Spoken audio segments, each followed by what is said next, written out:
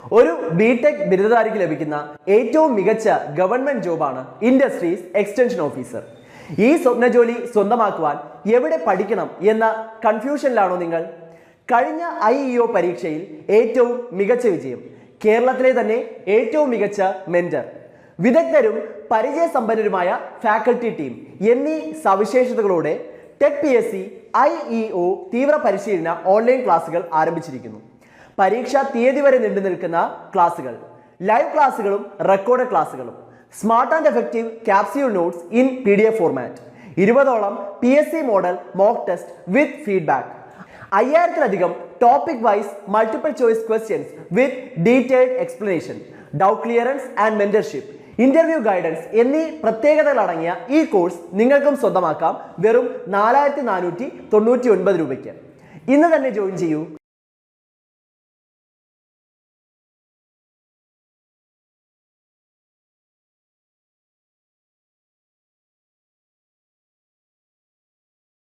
Hello friends, ഈ വീഡിയോയിൽ നമ്മൾ പൈൽ ഫൗണ്ടേഷൻ എന്ന ടോപ്പിക്കിലെ കുറച്ച് ക്വസ്റ്റ്യൻസ് ആണ് ഡിസ്കസ് ചെയ്യുന്നത്. അപ്പോൾ ആദ്യത്തെ ക്വസ്റ്റ്യനിലേക്ക് കിടക്കാം. In the pile foundation which type of pile acts as columns and transmit the load through weak soil to a firm stratum at a greater depth. ഇപ്പോൾ പൈൽ ഫൗണ്ടേഷൻസിൽ ബേസ്ഡ് ഓൺ ലോഡ് ട്രാൻസ്ഫർ നമുക്ക് പൈൽസിനെ രണ്ടായിട്ട് classify ചെയ്യാം: end bearing piles and friction piles.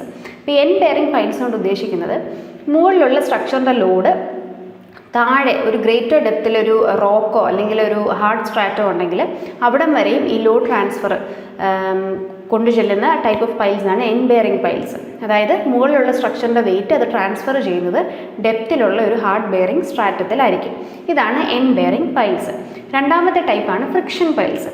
Friction piles എന്താ ചെയ്യുന്നതെന്ന് വെച്ചാൽ ഏതെങ്കിലും ഒരു ഹാർഡ് സ്ട്രാറ്റത്തിലേക്കല്ല ഇത് ലോഡ് ട്രാൻസ്ഫർ ചെയ്യുന്നത്, പകരം ചുറ്റുമുള്ള സോയിലിലേക്കോ ക്ലേയിലേക്കോ ആയിരിക്കും ഈ ലോഡ് ട്രാൻസ്ഫർ ഫ്രിക്ഷൻ്റെ ഹെൽപ്പോടുകൂടി ട്രാൻസ്ഫർ ആകപ്പെടുന്നത്.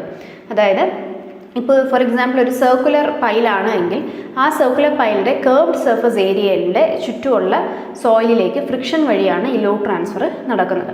അപ്പോൾ ഇതാണ് രണ്ട് type of piles: end bearing piles and friction piles. അപ്പോൾ ഇവിടെ ക്വസ്റ്റ്യനിൽ ചോദിച്ചിരുന്നത് ഹാർഡ് സ്ട്രാറ്റത്തിലേക്ക് ലോഡ് ട്രാൻസ്ഫർ ചെയ്യുന്ന ടൈപ്പ് ഓഫ് പൈൽ ഏതാണ് എന്നതാണ്. So the correct answer is option B, end bearing piles.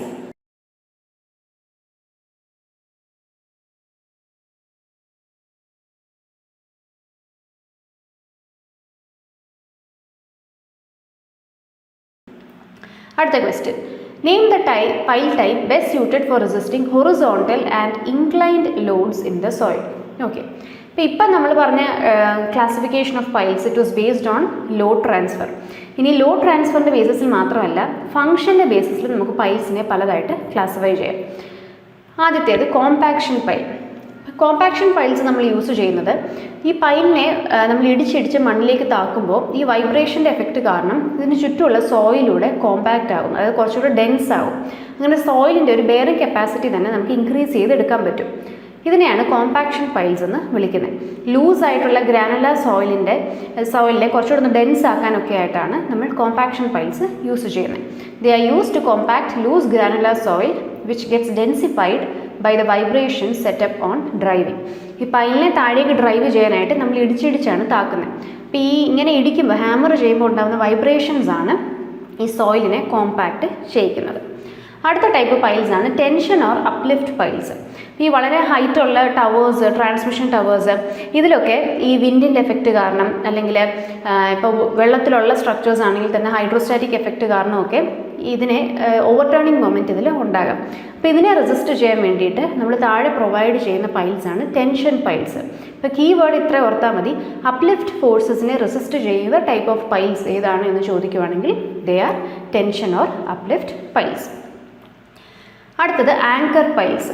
ഇപ്പം മറൈൻ സ്ട്രക്ചേഴ്സ് അല്ലെങ്കിൽ ഇപ്പം ഓയിൽ ഡ്രില്ലിംഗ് ഒക്കെ നമുക്ക് ഓഫ് ഷോർ ഓയിൽ ഡ്രില്ലിംഗ് ഒക്കെ ചെയ്യാൻ നേരം അവിടുത്തെ കൺസ്ട്രക്ട് ചെയ്യുന്ന സ്ട്രക്ചേഴ്സിലൊക്കെ ഈ വേവ്സിൻ്റെ എഫക്റ്റ് കാരണം അല്ലെങ്കിൽ വിൻഡിൻ്റെ ഒക്കെ എഫക്റ്റ് കാരണം ഇതിന് ഹൊറിസോണ്ടൽ മൂവ്മെൻ്റ് ഒക്കെ സ്ട്രക്ചേഴ്സിന് ഉണ്ടാകാൻ സാധ്യതയുണ്ട്.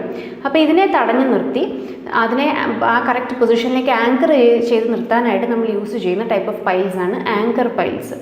They are used to provide anchorage against horizontal pull from sheet piling or other pulling forces. അടുത്തത് fender piles. PSC point of വ്യൂവിൽ ഇമ്പോർട്ടൻ്റ് ആണ് ഫെൻഡർ പൈൽസ്. ഫെൻഡർ പൈൽസിൻ്റെ യൂസേജിനെ കുറിച്ച് ക്വസ്റ്റ്യൻസ് റിപ്പീറ്റഡ് ആയിട്ട് ചോദിക്കുന്നതുമാണ്. അപ്പോൾ എന്താണ് ഈ ഫെൻഡർ പൈൽസ്?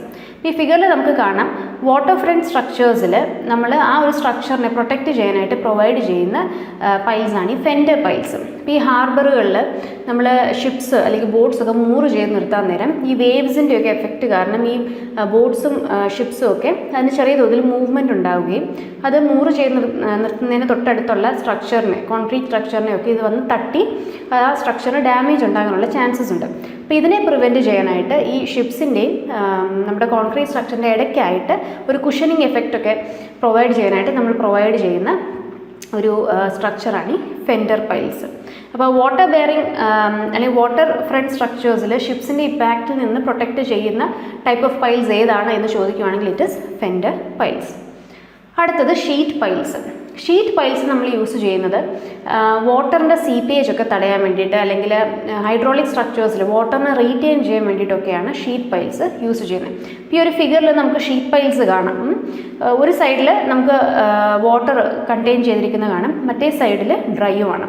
അപ്പോൾ ഈ വാട്ടറിനെ കണ്ടെയ്ൻ ചെയ്യാൻ വേണ്ടിയിട്ട് അല്ലെങ്കിൽ ഈ ഡാംസിലൊക്കെ ഇതേപോലെ വാട്ടറിൻ്റെ സീപ്പേജ് ഉണ്ടാകും. സീപ്പേജ് എന്ന് ഉദ്ദേശിക്കുന്നത് വാട്ടറിൻ്റെ സോയിലിൻ്റെ പോർസിനുള്ളിൽ കൂടെ വെള്ളം ഒഴുകി വരുന്ന ആ ഒരു പ്രോസസ്സിനെയാണ് നമ്മൾ സീപ്പേജ് എന്ന് വിളിക്കുന്നത്.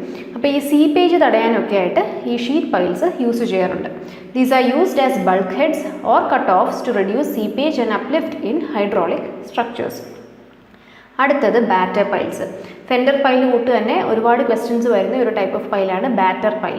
ഇവിടുത്തെ കീ വേർഡ് എന്ന് പറയുന്നത് ഹൊറിസോണ്ടൽ ഫോഴ്സസിനെ റെസിസ്റ്റ് ചെയ്യുന്ന ടൈപ്പ് ഓഫ് പൈൽ എന്നതാണ്. It is a pile which is driven at an angle with the vertical to resist a lateral force. ഈ ഫിഗറിൽ നമുക്ക് കാണാം ഈ ബ്രിഡ്ജിൻ്റെ അണ്ടറിൽ ഇതുപോലെ ഇൻക്ലൈൻഡ് ആയിട്ട് കൊടുത്തിരിക്കുന്ന piles.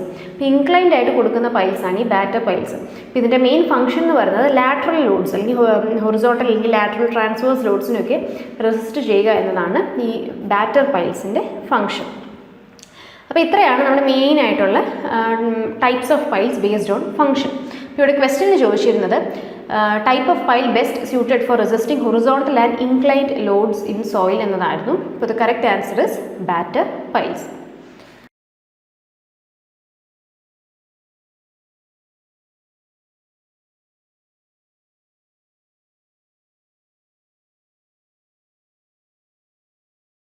Next question, which pile protects the berthing ships from damage? ഇപ്പോൾ നേരത്തെ പറഞ്ഞ തൊട്ട് water front സ്ട്രക്ചേഴ്സിൽ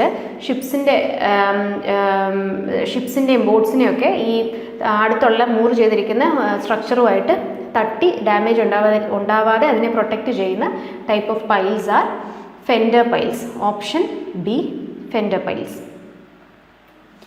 sheet piles are commonly used as dash in hydraulic structure. ഇത് നേരത്തെ മെൻഷൻ ചെയ്തതാണ്. ഹൈഡ്രോളിക് സ്ട്രക്ചറിൽ വാട്ടറിനെ റീറ്റെയിൻ ചെയ്യാൻ അല്ലെങ്കിൽ സീപ്പേജ് തടയാനൊക്കെ ആയിട്ട് നമ്മൾ ബൾക്ക് ഹെഡ്സ് ആയിട്ട് യൂസ് ചെയ്യുന്ന ടൈപ്പ് ഓഫ് പൈൽസ് ആണ് sheet piles. Composite piles R suitable for. Okay, അപ്പോൾ എന്താണ് കോമ്പോസിറ്റ് പൈൽസ് എന്ന് ആദ്യം പറയാം.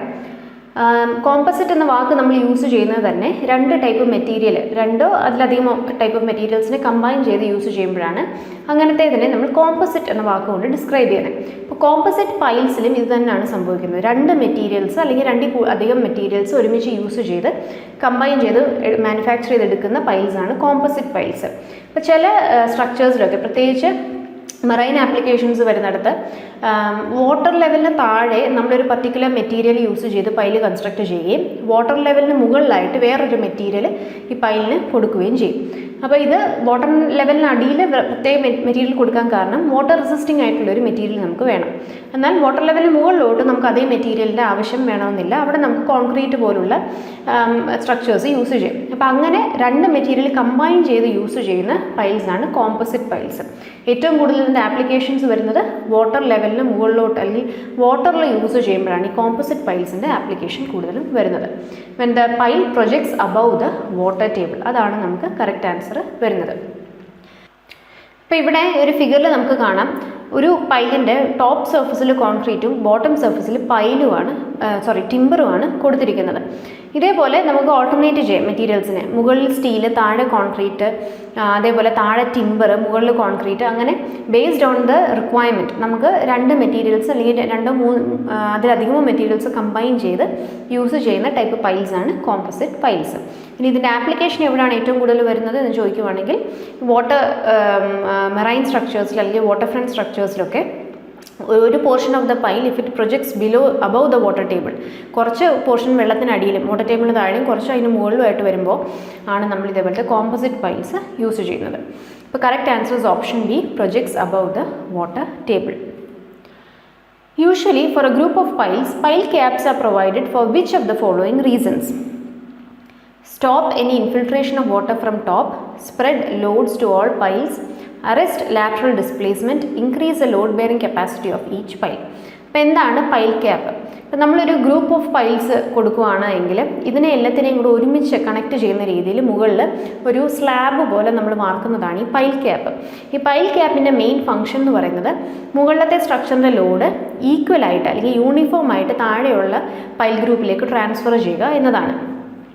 The functions of a pile cap are to distribute horizontal and vertical loads equally over the pile group and thus over a greater area of bearing potential.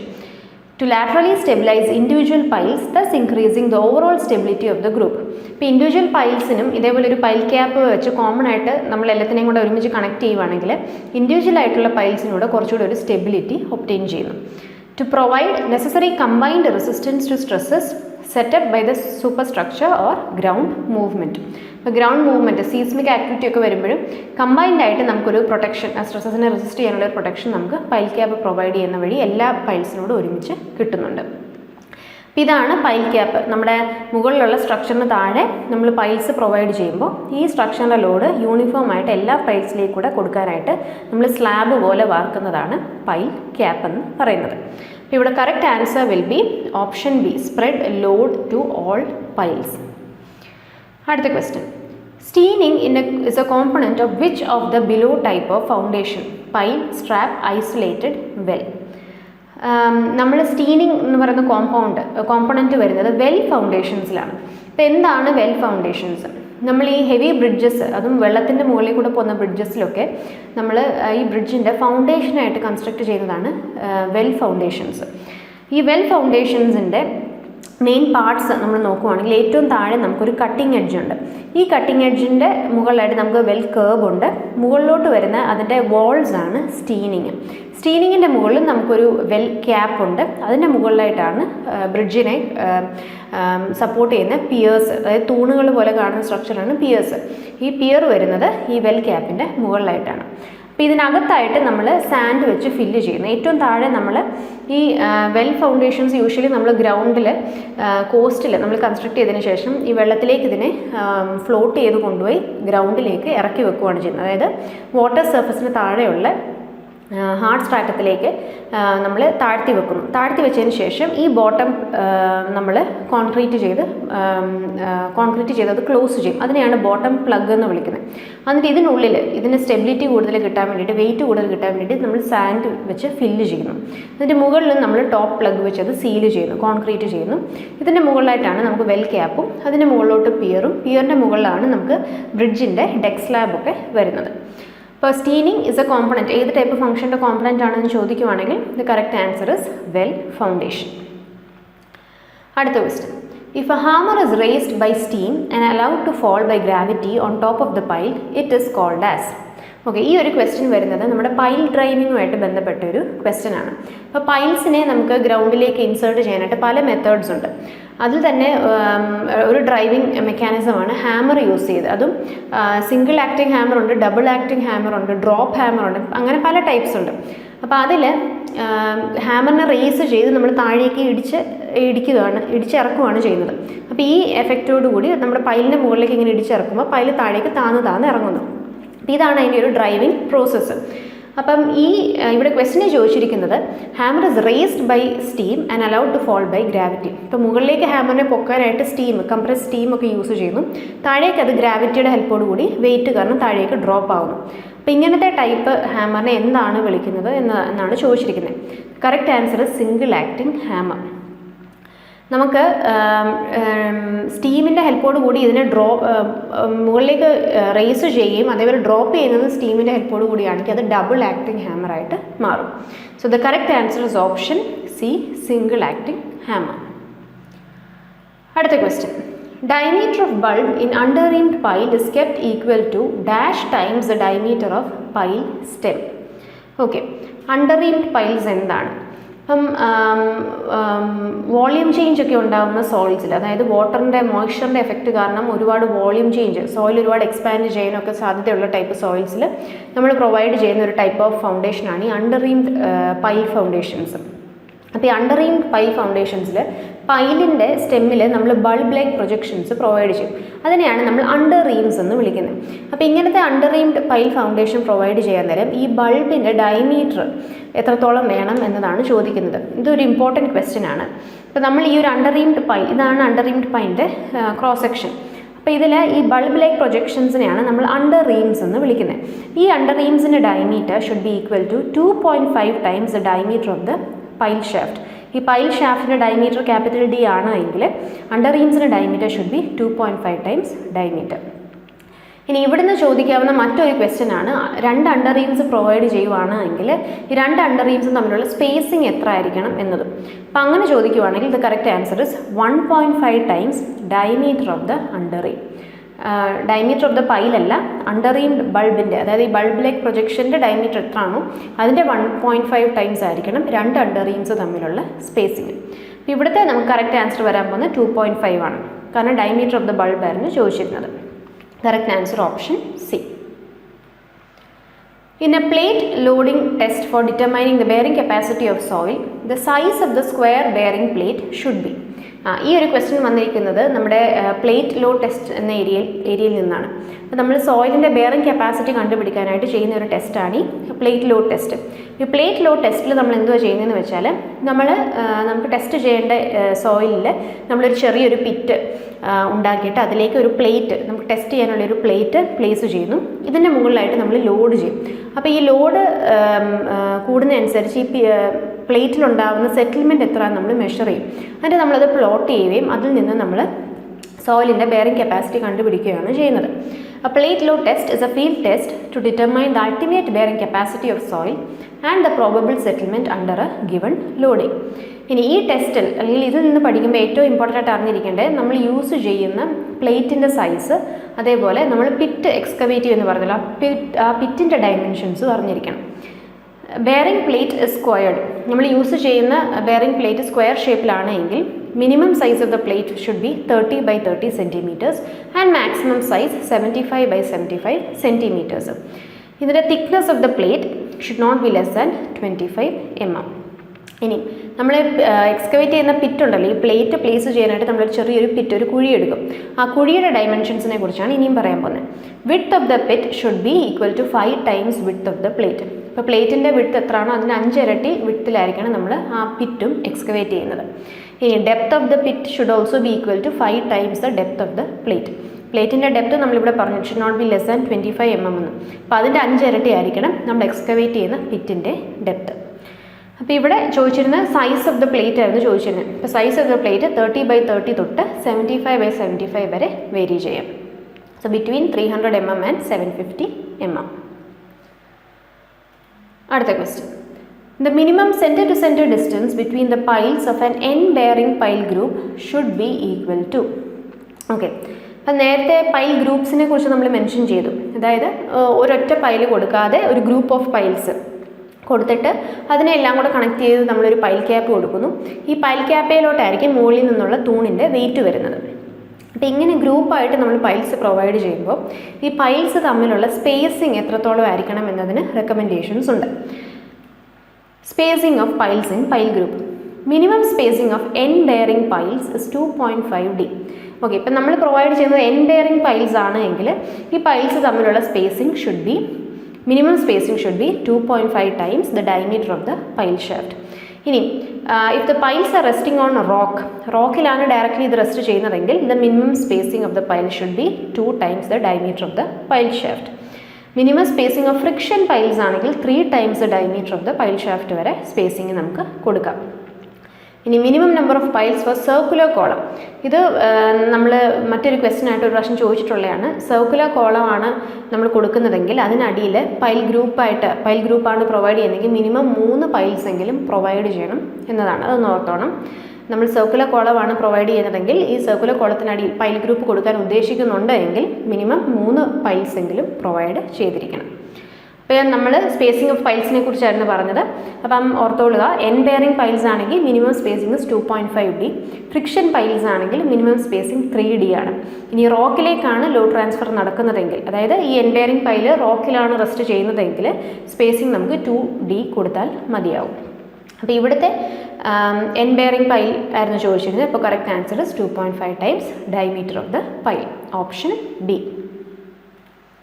The group efficiency of a pile group will be always less than 100, will be greater than 100, may be less than 100 or more than 100 depending upon other factors, is more than 100% in cohesionless soil and less than 100% in cohesive soil.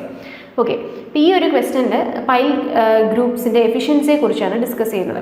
അപ്പോൾ group efficiency of piles കണ്ടുപിടിക്കുന്ന important ഇക്വേഷനാണ് it is equal to, അല്ലെങ്കിൽ efficiency is equal to ultimate load carrying capacity of the pile group divided by number of piles into load carrying capacity of individual piles.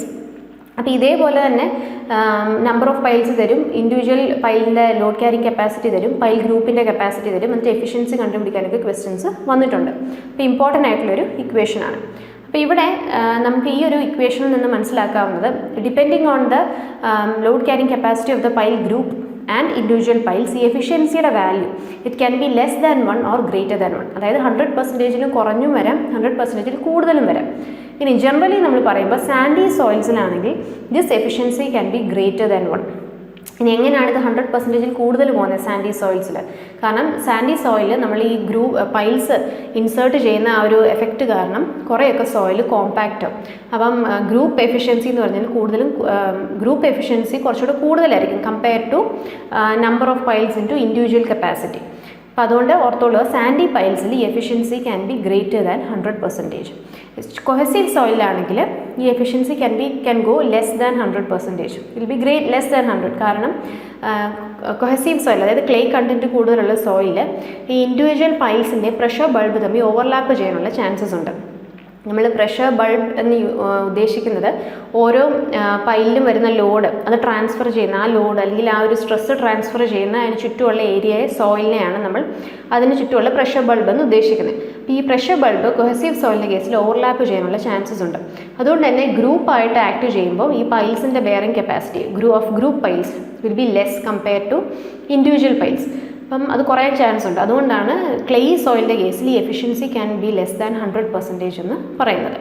അപ്പോൾ ഇവിടെ correct answer will be option D, more than 100% in cohesionless soil. Cohesionless soil എന്ന് ഉദ്ദേശിക്കുന്നത് sandy സോയിലാണ്. And less than 100% in cohesive soil. Cohesive soil എന്ന് ഉദ്ദേശിക്കുന്നത് clay content കൂടുതലുള്ള സോയിലാണ്.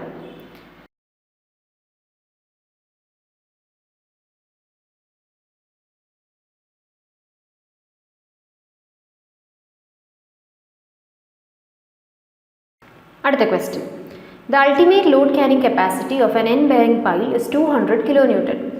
Total load carrying capacity of a group of 9 piles with group efficiency factor of 0.8 shell B. Okay, ഇത് group എഫിഷ്യൻസിയുടെ ഒരു question ആണ്. അപ്പോൾ ഗ്രൂപ്പ് എഫിഷ്യൻസി 0.8 എന്ന് പറയുന്നുണ്ട്. 9 piles ഉണ്ട് പൈൽ ഗ്രൂപ്പ് എന്ന് പറയുന്നുണ്ട്. ഓരോ ഇൻഡിവിജ്വൽ പൈൽസിൻ്റെയും അൾട്ടിമേറ്റ് കപ്പാസിറ്റി എന്ന് പറയുന്നത് 200 kN ആണെന്ന് പറയുന്നുണ്ട്. അപ്പോൾ നമ്മുടെ ഇക്വേഷനിൽ നമുക്ക് വാല്യൂസ് ഇട്ട് കൊടുക്കാം. അപ്പോൾ efficiency is equal to ultimate capacity of pile group divided by number of piles into ultimate capacity of single pile എന്നാണ് ഇക്വേഷൻ. അപ്പോൾ ഗ്രൂപ്പ് എഫിഷ്യൻസി നമുക്കപ്പം ultimate load carrying capacity of pile ഗ്രൂപ്പാണ് കണ്ടുപിടിക്കേണ്ടത്. അപ്പോൾ എഫിഷ്യൻസി ഇൻറ്റു ഡിനോമിനേറ്ററിലെ ടേംസോടെ multiply ചെയ്യുമ്പോൾ we get 0.8 into number of piles 9 into individual capacity 200. അപ്പോൾ നമുക്ക് 1440 kN എന്ന ആൻസർ കിട്ടും. Correct answer option C.